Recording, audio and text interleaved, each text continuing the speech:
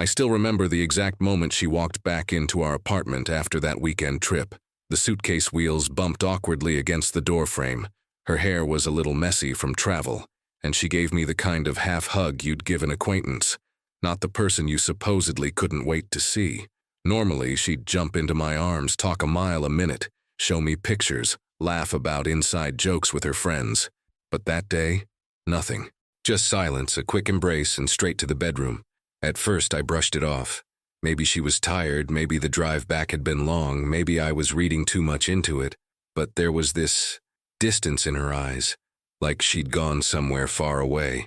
Not the lake house, but somewhere deeper, darker, a place I wasn't invited to. I asked how the trip went, trying to keep my voice light. She mumbled, "It was fine," then immediately changed the subject. No stories, no funny anecdotes, not even a single photo to show me.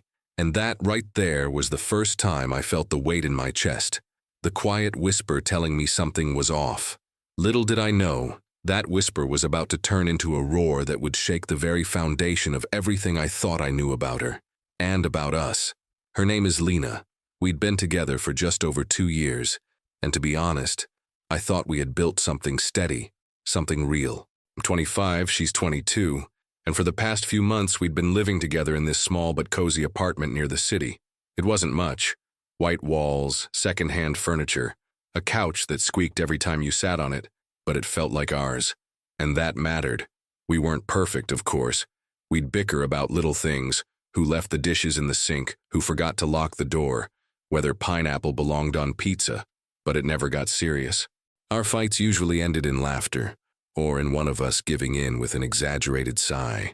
She was my best friend as much as my partner. That's why I didn't hesitate when she told me her college friends were planning a last summer getaway before some of them moved out of state. A lake cabin, just the girls, nothing too wild. At least, that's what I believed. I told her to go, to enjoy herself, that she deserved it. I stayed home, cooked simple meals, and counted the days until she came back. Normally, Lena was the kind of person who would blow up my phone when we were apart. Random pictures of sunsets, silly selfies, little texts like, "Miss your face," or "You won't believe what just happened." But during that trip, it was different. The messages grew shorter, the replies slower, like I was just another obligation on her list. At first, I convinced myself it was nothing. Bad signal, busy schedule, maybe she just wanted to disconnect. But deep down, in a place I didn't want to admit existed, I felt it, the first crack in the glass. And when she finally walked through that door, suitcase in hand, acting like a stranger, those cracks started spreading. The first night she was back, I tried to keep things normal. I cooked her favorite pasta, creamy garlic with way too much Parmesan the way she liked it, and set the table like I always did. Normally, she'd light up, tease me for spoiling her, and snap a picture for Instagram before even taking a bite. But that night, she barely touched the food, just pushed it around her plate, excused herself early and said she was tired. That word, tired, became her shield. Every time I tried to check in, every time I gently asked if she was okay, it was the same answer. "I'm just tired." But her eyes told a different story. She wasn't angry, she wasn't sad, she was absent. Like her body was here, but her mind was somewhere else entirely. I noticed other things too. She started journaling late at night, scribbling furiously in this leather notebook she usually kept tucked away on a shelf. I'd hear the scratch of the pen behind our bedroom door, long after midnight. When I asked her about it, she closed the book quickly and muttered, "Just processing stuff." Processing what? That's what ate at me.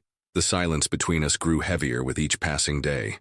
She'd sit on the couch scrolling through her phone, not laughing at the shows we used to binge. When I tried to hold her, she stiffened, as if affection had suddenly become foreign. And then, out of nowhere, she called me clingy. That one stung. I'd never been called that before. I wasn't hovering, I wasn't demanding, I was just trying to understand. But the way she said it, flat, dismissive, almost rehearsed, it was like she wanted me to stop looking too closely. That's when the whispers in my head got louder. Something happened on that trip, something she didn't want me to know. It all came to a head one Thursday night. I had been replaying the past week over and over in my mind, trying to convince myself that I was imagining things. But when she walked through the door that evening, still glued to her phone, barely acknowledging me. Something inside me finally snapped. "Lena," I said, more sharply than I intended. She looked up, startled, like I had pulled her out of a dream. "What?" Her tone wasn't curious, it was defensive, like she was already bracing for an argument. I took a deep breath. "Stay calm," I told myself. "Don't push too hard." But the words slipped out anyway. "You've been different. Ever since you came back from that trip, you're not here. You don't laugh, you don't talk to me, you don't even look at me the same way. What's going on?" Her jaw tightened. She crossed her arms, the notebook still clutched in one hand. "You're imagining things," she said quickly. Too quickly. "I told you, I'm just tired." "No," I replied, my voice shaking now. "This isn't tired, this is something else. Did something happen? Did someone—" "Stop," she snapped, her voice echoing off the walls. Her eyes flashed with something I couldn't place. Anger, fear, guilt, maybe all three at once.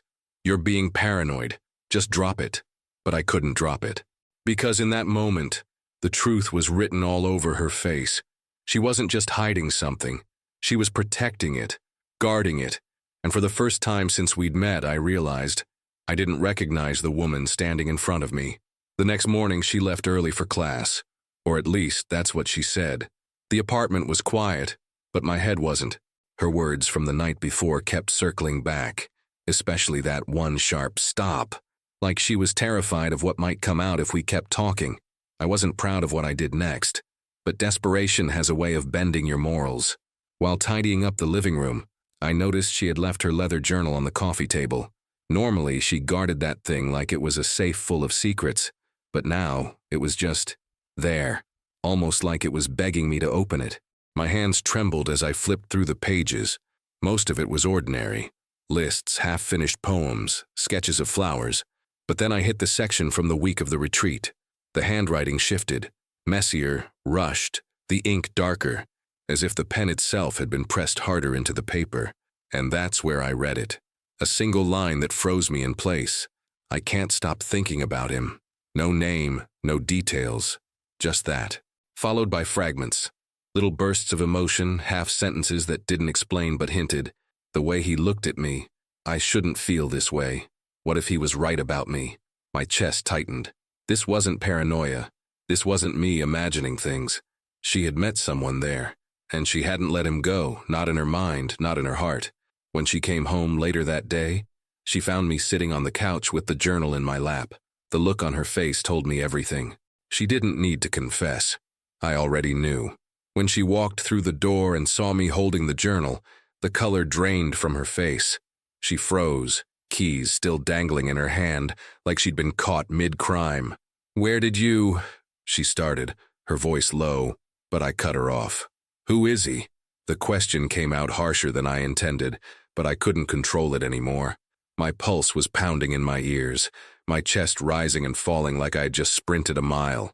Her lips parted, but no words came. She just stood there, trembling, staring at the journal as if it had betrayed her.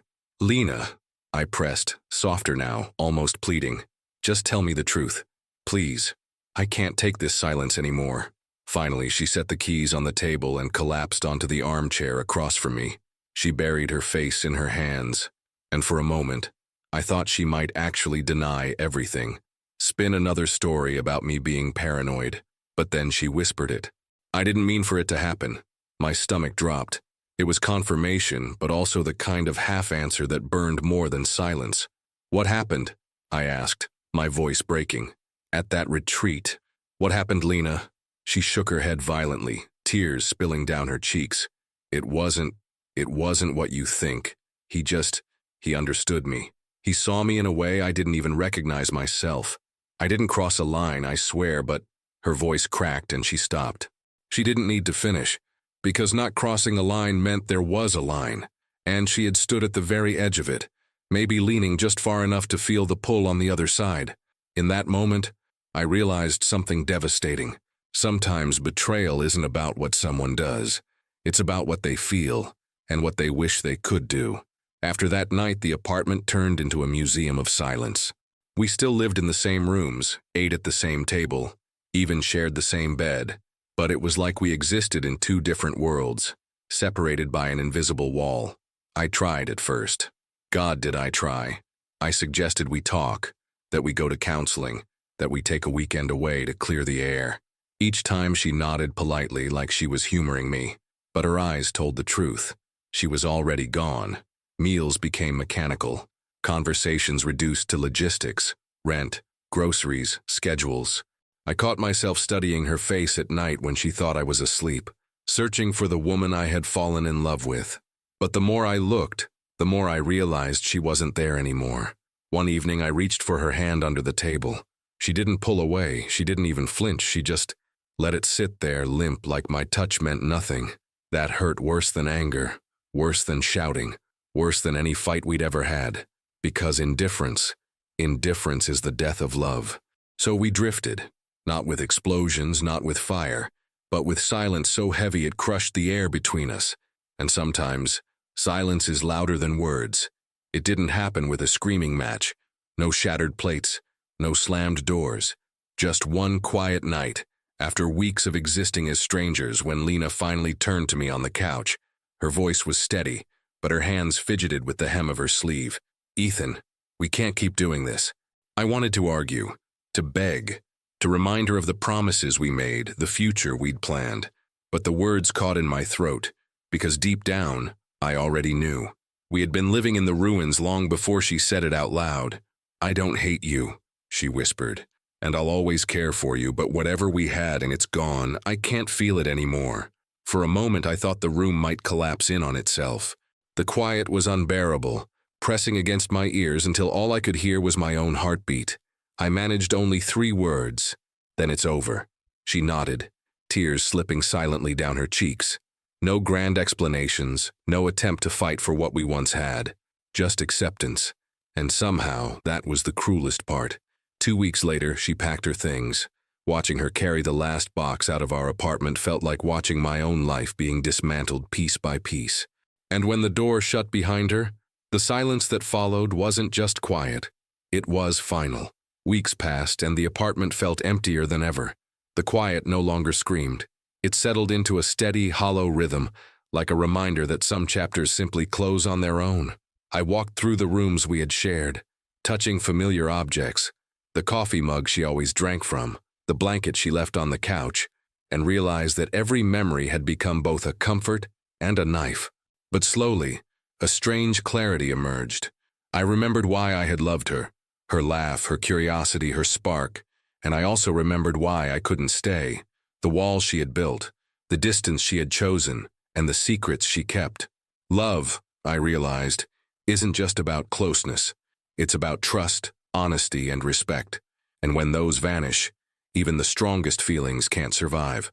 I started walking outside more, feeling the sun on my face, noticing the small things I had taken for granted, the rustle of leaves, the smell of coffee in the morning, the chatter of strangers on the street. Slowly, the heaviness in my chest began to lift, replaced by something I hadn't felt in weeks. Peace. I didn't hate her. I didn't even fully understand everything that had happened. But I knew one thing. I deserved a love that didn't leave me questioning my own worth. And now, after the storm, I felt ready to find it, even if it meant starting completely over. Sometimes the hardest endings bring the clearest beginnings.